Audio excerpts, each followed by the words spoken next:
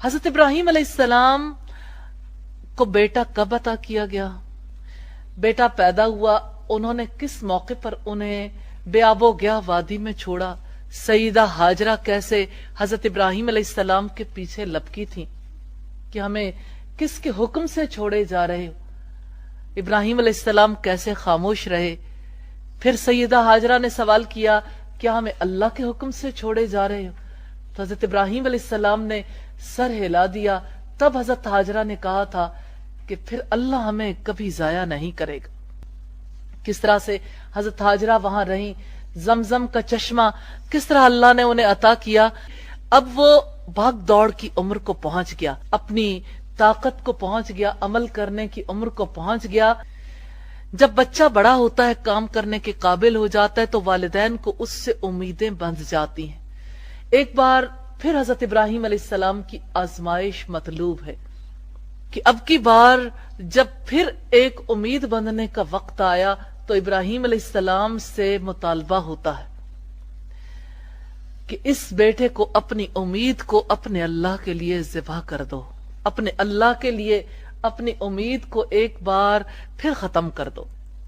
فرا کہتے ہیں کہ اس وقت حضرت اسماعیل علیہ السلام کی عمر 13 برس تھی۔ قال یا بنی انی ارا فی المنام انی اذبحک، اس نے کہا میرے چھوٹے بیٹے، یقیناً میں خواب میں دیکھتا ہوں کہ میں تجھے ذبح کر رہا ہوں۔ تو یہ حضرت ابراہیم علیہ السلام ہے جو اپنا خواب اپنے بیٹے کو سناتے ہیں، اور انبیاء کا خواب سچا ہوتا ہے۔ فانظر ماذا ترى، پھر دیکھو تمہاری کیا رائے ہے، یعنی سوچو، خوب اچھی طرح سے غور و فکر کرو، تمہارا کیا خیال ہے، کیونکہ اللہ کے حکم کا نفاذ تو تبھی ہو سکتا ہے جب تم اس پر راضی ہو جاؤ۔ قال یا ابت افعل ما تؤمر، اس نے کہا اے میرے ابا جان، جو آپ کو حکم دیا جا رہا ہے آپ کر ڈالیے۔ اسماعیل علیہ السلام اگرچہ باپ سے الگ رہے تھے، ماں کی گود انہوں نے پائی اور ماں نے ان کی زیادہ تربیت کی، لیکن ابراہیم علیہ السلام کی عدم موجودگی میں بھی وہ اپنے باپ کے کتنے اطاعت گزار تھے۔ حقیقت یہ ہے کہ ماں کی گود بہترین مدرسہ ہے، بہترین تربیت گاہ ہے۔ یہ حضرت ہاجرہ کا صبر تھا جو ان کی اولاد میں بھی آیا۔ حضرت ہاجرہ کے بیٹے اسماعیل علیہ السلام نے اپنے والد سے کہا، ابراہیم علیہ السلام سے کہا کہ آپ کر ڈالیے جو کچھ آپ کو حکم دیا گیا۔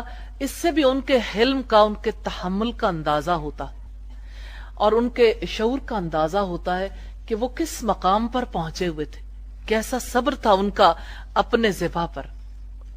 ستجدونی انشاءاللہ من الصابرین، انشاءاللہ آپ مجھے جلدی صبر کرنے والوں میں سے پائیں گے۔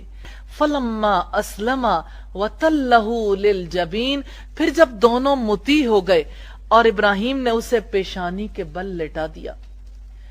اس نیلے آسمان تلے ایسا واقعہ کبھی دیکھا نہیں گیا کہ کسی نے اپنے دل کی چاہت دماغ کی خرابی کی بنا پر نہیں، نعوذ باللہ، بلکہ خالصتاً اپنی اولاد سے محبت کے باوجود اللہ کی رضا کے لیے اپنے بیٹے کو ذبح کرنے کا ارادہ کر لیا۔ یہ ذبح، یہ قربانی امیدوں کی قربانی تھی۔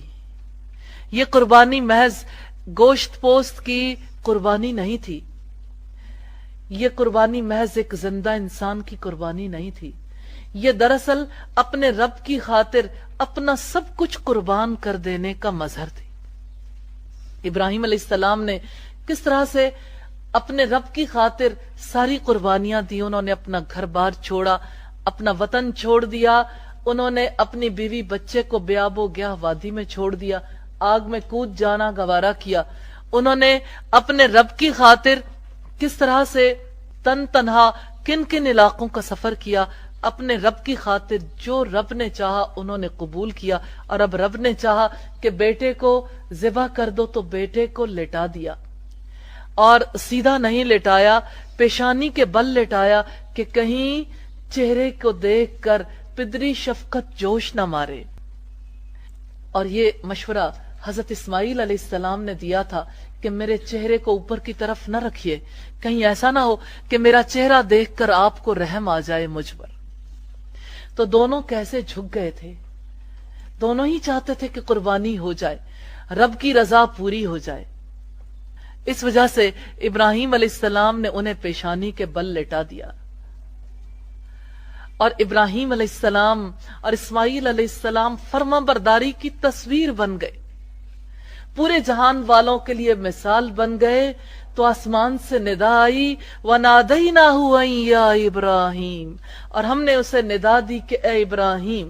اس اضطرابی کیفیت میں، دہشت ناک حالت میں ہم نے آواز دی کہ اے ابراہیم، تو نے اپنا خواب سچ کر دکھایا، یعنی جو ہم تم سے چاہتے تھے تم نے وہ سارا کام کر لیا، کیونکہ اصل چیز تو مطیع فرمان ہونا ہے، اصل چیز تو قبول کرنا ہے، دل کو جھکا دینا۔ تو انہوں نے اللہ کے حکم پر رضامندی کا صرف اظہار ہی نہیں کیا، عملی نمونہ بن گئے، ذبح ہونے اور ذبح کرنے کے لیے باپ بیٹا راضی ہو گئے۔ سیدنا عبداللہ ابن عباس بیان کرتے ہیں کہ جب ابراہیم علیہ السلام کو مناسک حج کا حکم دیا گیا تو مقام سعی پر شیطان ان کے سامنے آیا اور اس کے ساتھ دوڑ لگائی، لیکن ابراہیم علیہ السلام سبقت لے گئے۔ پھر جبرائیل علیہ السلام انہیں جمرہ عقبہ کے پاس لے گئے تو شیطان پھر ان کے سامنے آیا، انہوں نے اس کو 7 کنکریاں ماری، وہ چلا گیا۔ پھر جمرہ وسطیٰ پر ان کے سامنے آیا، انہوں نے اسے پھر 7 کنکریاں ماری، وہ پھر چلا گیا، اور اس مقام پر انہوں نے اپنے بیٹے کو پیشانی کے بل لٹا دیا۔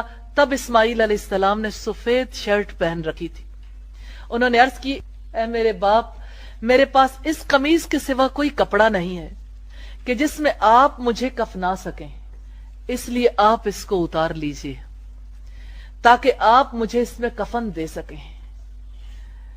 ذرا ایک لمحے کے لیے اپنے اوپر اس کیفیت کو طاری تو کر کے دیکھیے کہ اللہ کی خاطر اسماعیل علیہ السلام نے کتنی بڑی بات قبول کی تھی۔ وہ قمیض اتارنے کا ارادہ ہی فرما رہے تھے کہ پیچھے سے آواز دی گئی وَنَادَيْنَاهُ أَن يَا إِبْرَاهِيمُ، اور ہم نے اسے آواز دی کہ اے ابراہیم قد صدقت الرؤیا، تو نے اپنا خواب سچ کر دکھایا۔ اور ابراہیم علیہ السلام نے مڑ کر دیکھا تو وہاں ایک سفید رنگ کا سینگوں اور موٹی آنکھوں والا مینڈھا تھا۔ ابن عباس فرماتے ہیں یقیناً ہم نے اپنے آپ کو دیکھا کہ ہم اسی قسم کے مینڈھے خریدتے ہیں۔ یہ مسند احمد کی روایت ہے 2711 نمبر پر۔ قد صدقت الرؤیا انا کذالک نجزی المحسنین، یقیناً تو نے خواب سچ کر دکھایا، یقیناً ہم نیکی کرنے والوں کو ایسا ہی بدلہ دیتے ہیں۔ ان ھذا لہو البلاء المبین، یقیناً یہ کھلی ہوئی آزمائش تھی، یعنی اللہ نے حضرت اسماعیل علیہ السلام کے ذبح کرنے پر حضرت ابراہیم علیہ السلام کے سلامت دل کو جس طرح سے آزمایا، ہلا کر رکھ دینے والا واقعہ ہے۔ تو اللہ تعالیٰ کہتے ہیں یہ ایک کھلی ہوئی آزمائش تھی، اور پوری انسانیت کے سامنے اللہ تعالیٰ نے اس آزمائش کو مجسم کر دیا۔ ہر سال اس قربانی کی یادگار منائی جاتی ہے۔ قربانی کا یہ سلسلہ کبھی ختم نہیں ہوا، اور انشاءاللہ قیامت تک یہ سلسلہ جاری رہے گا۔